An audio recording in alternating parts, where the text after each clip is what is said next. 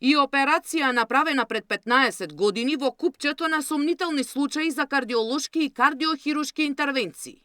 Интерната комисија, формирана од Министерството за здравство, ја разгледува медицинската документација и за овој случај покрај останатите 30-тина. И треба да утврдат дали пациентот без потреба бил во операциона сала.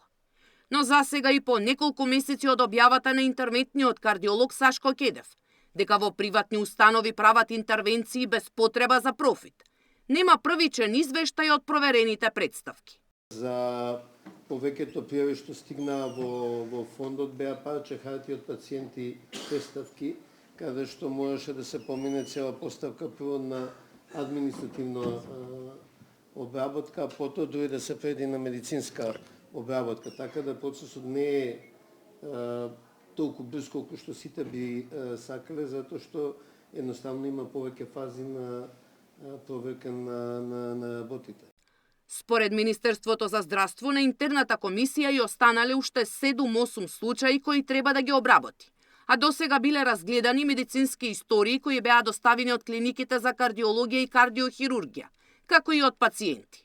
Иако најавени уште во летото, се уште ги нема тројцата странски експерти, кои треба да се вклучат во истрагата.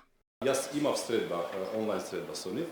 Во моментот кога ќе завршат официјално изборите, тогаш ќе можеме и официјално процедурата да ја почнеме од нашето министерство. Знаете дека ние, освен таа комуникација, неформална комуникација, сме немале формална со договор со официјална средба со нив. Надзор во 11 јавни и приватни здравствени установи во кои се вршат кардиолошки и кардиохирушки интервенции, прави и лекарската комора.